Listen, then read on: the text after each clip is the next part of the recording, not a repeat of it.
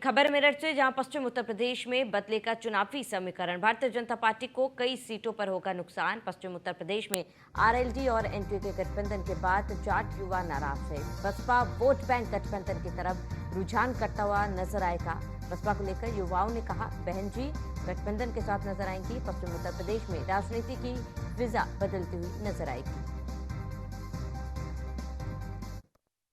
चुनाव का आगाज हो चुका है और चुनाव से पहले अगर बात की जाए तो भारतीय जनता पार्टी ने पश्चिम उत्तर प्रदेश का गढ़ यानी मेरठ में अभी किसी को प्रत्याशी नहीं बनाया है। वहीं विपक्ष की बात की जाए तो विपक्ष भी इस इंतजार में है कि भारतीय जनता पार्टी किसको मैदान में उतारती है, उसके सामने कितना दिग्गज नेता उतारा जाए। लेकिन विपक्ष के कुछ लोग हैं, उनसे जानना बेहद जरूरी होगा। जिस तरह से इंडिया गठबंधन लगातार सुर्खियों में, उत्तर प्रदेश की बात की जाए तो अखिलेश यादव गठबंधन का समर्थन करते हुए नजर आ रहे हैं। भाई साहब, क्या नाम है आपका? मेरा नाम डॉक्टर सुशील गौतम है। सुशील भाई, क्या कहना है, राजनीति किस दिशा में चल रही है? 24 चुनाव बेहद नजदीक आ चुका है और उसके बाद अगर बात की जाए तो कहीं ना कहीं अभी विपक्ष की तरफ से ना सत्ताधारी पार्टी की तरफ से प्रत्याशी उतारा गया है। देखिए, इस बार जो है विपक्ष कोई पार्टी नहीं है। इस बार विपक्ष जो है वो जनता है। वो बेरोजगार भी है, जो इस देश में सबसे ज्यादा युवा बेरोजगारों की लिस्ट में पहुंच गया।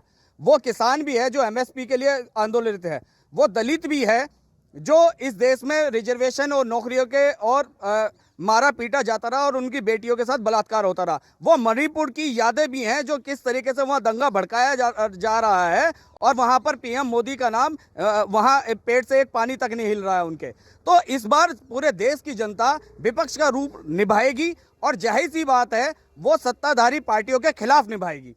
कहीं ना कहीं अगर बात की जाए, बहन जी नजर नहीं आ रही है मैदान की। अगर बात की जाए, बड़ा अच्छा चुनाव लड़ती है। पिछली बार की बात की जाए, काफी अच्छी सीट दर्ज हासिल की थी, कई सीटों पर जीत भी हासिल की थी। कहीं ना कहीं की बात माना जाए कि अब की बार बहन जी बिल्कुल सरेंडर कर चुकी हैं। नहीं, जिस तरीके से पूरे देश को सर्वज्ञात है कि जो मशीनरी है, सरकारी मशीनरी है, इस देश में कैसे फंक्शन कर रही है, तो जाहिर सी बात है बहुत सारी पॉलिटिकल पार्टियां बहन जी डर गई हैं। अरे डरना तो बहन जी का है नहीं। उन्हें पता है मेरे साथ है कौन सी कौम मेरे साथ खड़ी है। तो वो हजारों सालों से संघर्ष करती आ रही है, तो उसकी लीडर कभी डरने वाली नहीं है। लेकिन जैसे ही आचार संहिता, कोड ऑफ कंडक्ट लगेगा, आप देखिएगा कि इस देश के अंदर कौन सी राजनीति को नया रूप मिलने वाला है और फिर पूरा देश ये समझ जाएगा कि कौन सी पार्टी आ रही है और कौन सी जा रही है। सीए लागू हुआ है, उसके साथ अगर बात की जाए चुनाव बेहद नजदीक है।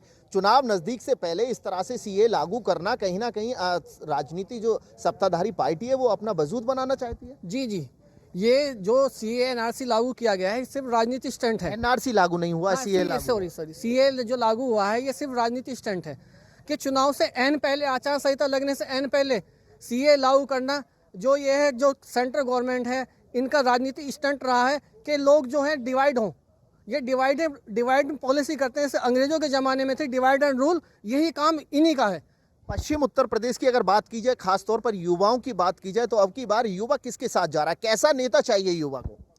देखिए, सारी बात यह है, इस बार जितना भी विपक्ष है इस टाइम वो सबसे ज़्यादा जो है इस टाइम गठबंधन को है समर्थन कर रहा है। और जितने भी अभी तक पार्टियां रही हैं, जैसे कि वर्तमान में जो भाजपा पार्टी रही है, ये इसका जो शुरू से ही अब तक काम रहा है वो दलितों को और मुस्लिमों को, इनके साथ शोषण करना, इन्हें बांटना, इसके जाति धर्म के आधार पर राजनीति करना, इनका फंडा रहा है। क्या मानते हैं कि अब की बार जो चुनाव है, 24 का चुनाव, किन मुद्दों पर रहने वाला है? कैसा नेता होना चाहिए आपका?